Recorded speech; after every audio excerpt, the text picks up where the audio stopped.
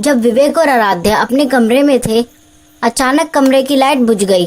ठंडी हवा का झोंका आया और आराध्या ने देखा कि वही सफेद कपड़े पहना आदमी उनके कमरे में खड़ा था। तुम किसी और की हो सकती हो, लेकिन मेरी दुल्हन नहीं बन सकती। इसके बाद कमरे में सारी चीजें इधर उधर उड़ने लगी और विवेक के सर पर जा लगी और विवेक बेहोश हो गया और आराध्या चीखती रही। भूतपति। एक छोटे से गांव देवपुरा की यह कहानी वर्षों से सुनाई जाती थी। गांव की सबसे सुंदर युवती आराध्या के साथ घटी एक घटना ने पूरे इलाके को दहला दिया था। आराध्या के बारे में कहा जाता था, उसकी सुंदरता इतनी अद्वितीय थी कि लोग उसे देखते ही मंत्रमुग्ध हो जाते थे। उसकी शादी गांव के ही एक प्रतिष्ठित परिवार के युवक विवेक से तय हो चुकी थी। शादी की तैयारियां जोरों पर थी, लेकिन किसी को नहीं पता था कि यह शादी एक रहस्य और आतंक की छाया में बदलने वाली है। शादी के ठीक एक हफ्ते पहले आराध्या ने अपने घर वालों से कहा कि उसे लगता है कि कोई उसे देख रहा है। माँ, मुझे ऐसा लगता है जैसे मेरे पीछे कोई खड़ा है, लेकिन जब पलटकर देखती हूँ तो वहाँ कोई नहीं होता। उसकी माँ ने इसे शादी की थकान और डर का परिणाम मानकर उसे आराम करने को कहा, लेकिन ये बात आराध्या की दादी ने सुन ली और आराध्या से कहा, आराध्या बेटी, तुम्हें ये कब से लग रहा है कि तुम्हारे पीछे कोई खड़ा है? दादी, जब से मेरी शादी तय हुई है तब से ही मुझे ऐसा लग रहा है। ये शायद वही है। दादी, वो आदमी कौन है? आराध्या ने दादी से पूछा, लेकिन आराध्या की दादी ने उसे कुछ नहीं बताया। अगली रात जब आराध्या अपने कमरे में सो रही थी, उसने महसूस किया कि कोई उसके पास खड़ा है। आराध्या ने घबराकर जब अपनी आंखें खोली तो सामने एक अजनबी व्यक्ति खड़ा था। वह सफेद धोती पहने था। उसकी आंखें अजीब तरीके से चमक रही थी और उसके चेहरे पर एक अजीब सी मुस्कान थी। कौन हो तुम और यहाँ कैसे आए? आराध्या, मैं तुम्हारा पति हूँ। मैं तुम्हें लेने आया हूँ।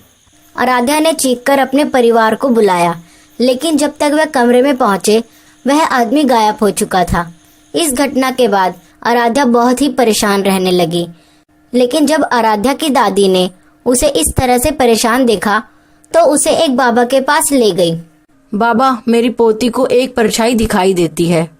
बाबा ने आराध्या के हाथ पर एक काला धागा बांध दिया और कहा, जब तक ये धागा तुम्हारे हाथ में रहेगा तब तक तुम्हारे आसपास कोई भी आत्मा नहीं भटक सकती।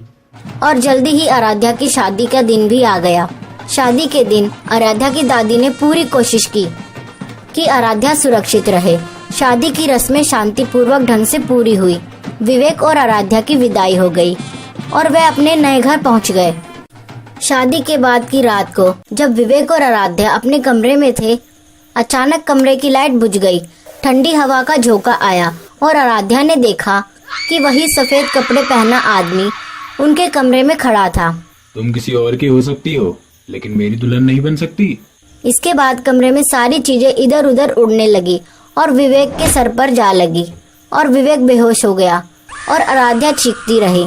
अगले दिन विवेक के परिवार ने गांव के एक प्रतिष्ठित तांत्रिक शिवदास बाबा को बुलाया।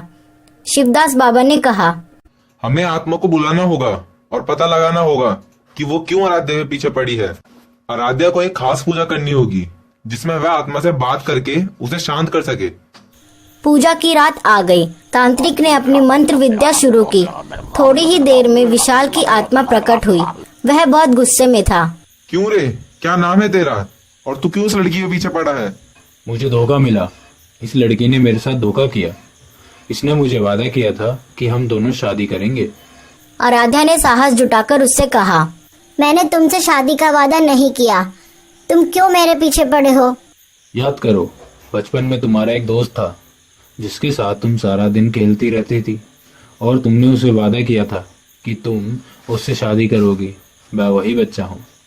कुछ दिनों बाद काम की वजह से तुम्हारे पिता को दूसरे गांव जाना पड़ा और वो तुम्हें भी अपने साथ ले गए। और एक दिन मैं नदी में नहा रहा था, लेकिन मैं कुछ ज़्यादा ही गहराई में चला गया और उस नदी में डूब गया। लेकिन मरते मरते मुझे तुम्हारा वादा याद रहा और मैं एक भूत बन गया और तभी से मैं तुम्हारे आसपास रहता हूँ। विशाल, मेरी शादी हो चुकी है। अब हम शादी नहीं कर सकते। अगर तुम्हें मुक्ति चाहिए तो मैं तुम्हारी मदद करूंगी। तांत्रिक ने बताया कि विशाल की आत्मा को तभी शांति मिलेगी जब उसकी मृत्यु स्थान पर एक पूजा की जाएगी। आराध्या ने विशाल की आत्मा को उसकी मृत्यु के स्थान पर बुलाया और एक पूजा की गई और एक दिया जलाकर उसकी पसंदीदा चीजें चढ़ाई। पूजा समाप्त होते ही विशाल की आत्मा ने उसे धन्यवाद दिया और कहा, अब मैं मुक्त हूँ। हम शादी तो नहीं कर पाए, लेकिन हम हमेशा दोस्त रहेंगे। विशाल की आत्मा हमेशा के लिए शांत हो गई। आराध्या और विवेक की जिंदगी सामान्य हो गई। लेकिन गांव वाले आज भी कहते हैं कि उस स्थान पर जहां विशाल की आत्मा ने शांति पाई थी, रात के समय वहां पर एक दिया जलता हुआ दिखाई देता है।